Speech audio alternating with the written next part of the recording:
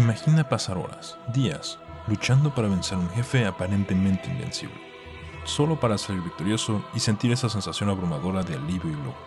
Parece masoquismo, sin embargo, millones de jugadores en todo el mundo parecen tener un hambre insaciable por el dulce sabor de triunfar. Pero, ¿qué hay detrás del atractivo de juegos como Dark Souls? ¿Que llevan a los jugadores al borde de la cordura con su dificultad implacable? ¿Es la búsqueda de un placer sadomasoquista o hay algo más?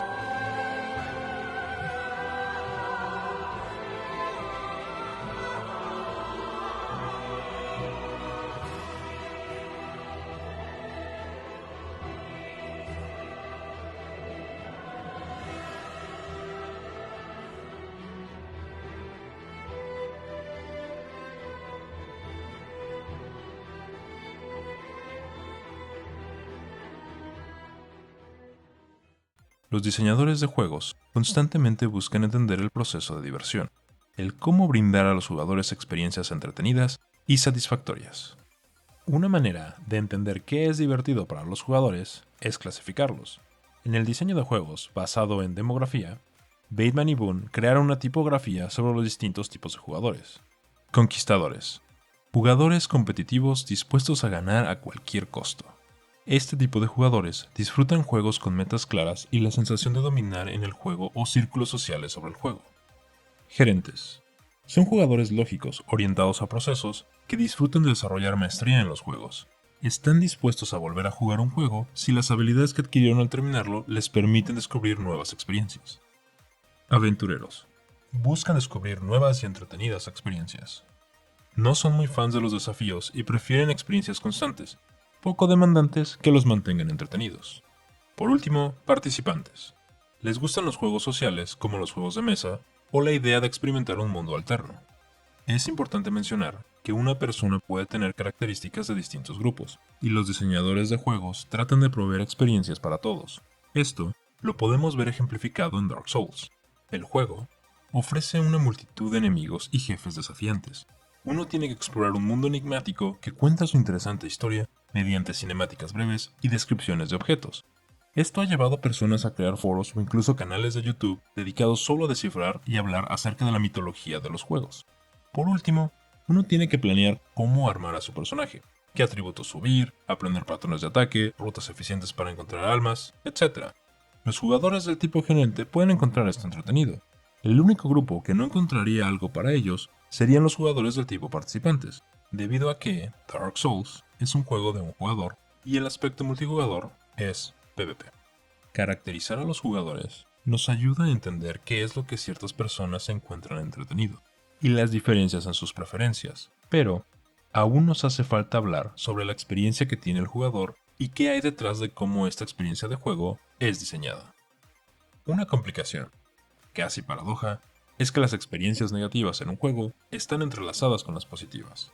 Si recordamos un jefe o un nivel muy difícil, podemos identificar momentos frustrantes, pero también la irrefutable sensación de triunfo que sentimos al vencerlos.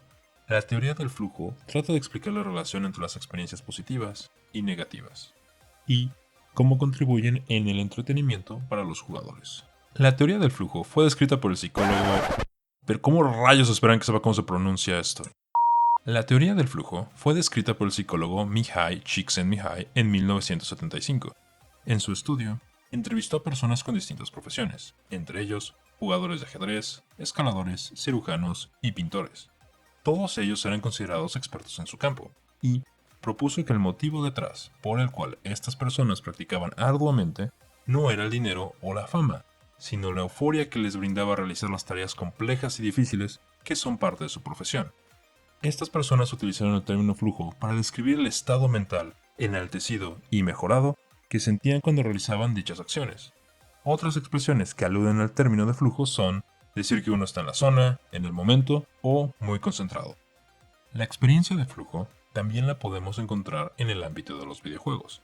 Los speedrunners se especializan en terminar un juego lo más rápido posible. Para esto, practican constantemente y desarrollan habilidades que parecen casi inhumanas, abusando de glitches o trucos que requieren de extrema precisión con gran facilidad. Del mismo modo, tenemos a los jugadores profesionales que de similar manera practican constantemente para ser lo más competitivos posible. Csikszentmihalyi especificó 8 elementos críticos para la experiencia óptima. Debe de haber una tarea desafiante pero manejable, uno está inmerso en la tarea, no hay otras preocupaciones, uno se siente completamente en control, uno tiene total libertad para concentrarse en la tarea tiene objetivos claros e inequívocos, uno recibe retroalimentación inmediata sobre sus acciones, uno se vuelve menos consciente del paso del tiempo, y el sentido de identidad disminuye, pero luego se refuerza. Si analizamos el diseño de juegos detrás de Dark Souls, podemos encontrar varios elementos de la teoría de flujo. El sistema de combate se caracteriza por un ritmo lento y preciso, donde el jugador debe de preparar su ataque, ejecutarlo y recuperarse antes de poder atacar de nuevo o hacer otra acción. Al mismo tiempo, los enemigos siguen las mismas reglas, lo que convierte la batalla en una estrategia de memorización y ejecución, aprovechando al máximo las oportunidades para hacer daño. Cada encuentro en Dark Souls es desafiante, ya que, si no se trata con cautela, puede llevar al jugador a regresar constantemente a la fogata. They ask you how you are, you just have to say that you're fine when you're not really fine, but you just can't get into it because they would never understand. Sin embargo, esto no significa que las batallas sean insuperables. Al enfrentarse por primera vez a un enemigo nuevo, el jugador tiene la oportunidad de familiarizarse con su patrón de ataque y sus debilidades. Además, los niveles están diseñados de tal manera que siempre presentan un reto para el jugador. Suelen contener una gran cantidad de enemigos débiles o pocos enemigos moderadamente difíciles, así como desafíos que combinan a los enemigos con el entorno. Por ejemplo, puede ser fácil caerse al vacío. Otro elemento crucial que añade un desafío adicional a cada encuentro es la inteligencia artificial de los enemigos. Diferente a otros juegos donde los enemigos actúan siguiendo ciertas reglas o un código de honor, en Dark Souls no existe tal restricción. ¡Por favor! ¡Llamen a la policía! ¡Me están matando!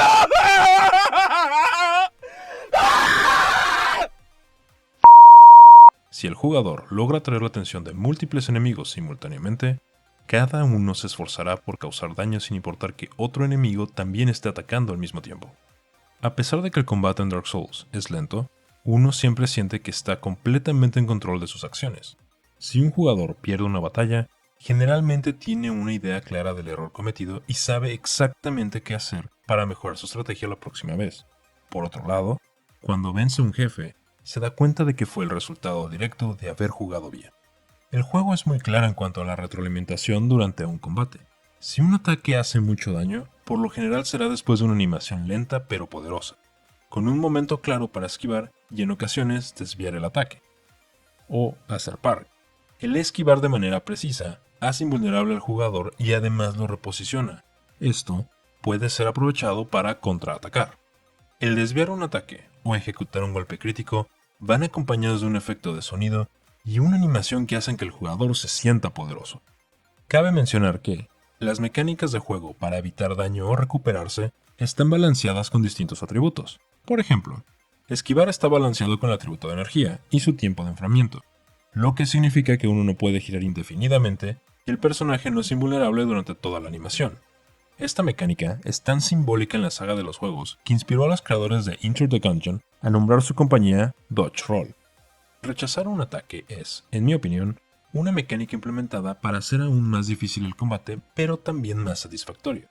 La manera en la que funciona es que, mientras un enemigo ataca, si el jugador rechaza el ataque con el escudo en el momento adecuado, el enemigo queda vulnerable a recibir un golpe crítico, pero si el jugador falla, perderá vida.